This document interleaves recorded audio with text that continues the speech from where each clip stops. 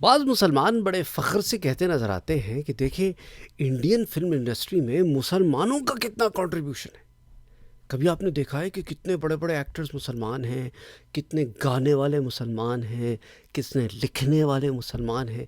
یعنی گناہ کے کام پہ ندامت کے بجائے جب فخر ہو جائے تو اس کا مطلب ہے کہ ضمیر مر چکا ہے۔ یعنی یہ احساس بھی نہیں ہے کہ جس چیز پر میں اتنا خوش ہو رہا ہوں وہ کتنا گھناؤنا کام ہے۔ اور ان میں سے کتنے ہی ایسے ایکٹرز اینڈ ایکٹریسز ہیں جنہوں نے جب شادی کی تو وہاں شادیاں کی ہیں جو قرآن کی نص سے شادی وہاں کرنا حرام ٹھہری۔ یعنی اللہ کا قرآن کہہ رہا ہے کہ مشرک مرد سے مومن عورت شادی نہیں کر سکتی، اور مومن مرد مشرکہ عورت سے شادی نہیں کر سکتا۔ اس سے بہتر ہے کہ کسی غلام سے جو ایمان والا ہو شادی کر لی جائے، بجائے اس کے کہ ایک مشرک سے شادی کی جائے، کہ تمہارا نفس تو تمہیں ایک ایسی چیز کے لیے ابھار رہا ہے جو تمہیں بظاہر اچھی معلوم ہو رہی ہے۔ آسان تکرہوا شیئا وہو خیر لکم، لیکن اس میں خیر ہوتی ہے کبھی ان چیزوں میں جو تمہیں بظاہر بری معلوم ہوتی ہیں۔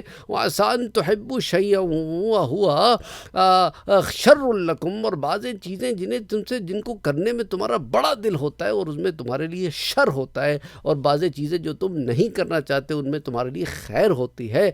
تو اب آپ یہ دیکھیں کہ ان میں سے ایک ایکٹر کی میں آپ کو اگزامپل دیتا ہوں، پہلے بھی بہت ساروں کی دے چکا ہوں، کہ یہ جو آدھے تیتر آدھے بٹیر بنے ہوئے ہیں نا، کہ گھر میں گنیش کی پوجا بھی ہو رہی ہے، گیتا بھی رکھی ہے، اور کہتے ہیں ہم قرآن بھی پڑھتے ہیں۔ عجیب لوگ ہیں، قرآن لگتا ہے پڑھا نہیں ہے، کیونکہ اللہ سبحانہ و تعالیٰ نے سورہ الکافرون میں یہ بات بڑی واضح کر کے بیان کر دی ہے کہ لکم دینکم ولی دین، تمہارے لیے تمہارا دین، ہمارے لیے ہمارا دین۔ تو جب ایک اللہ کی کتاب ہے جو تمہیں کہہ رہی ہے کہ اللہ کے سوا کوئی عبادت کے لائق نہیں، تم اسے بھی پڑھ رہے ہو اور ساتھ تم غیر کی عبادت بھی کر رہے ہو، یہ دو کشتیوں میں سوار لوگ کدھر جا رہے ہیں سمجھ نہیں آتا۔ کہتے مسلمان ہیں اپنے آپ کو۔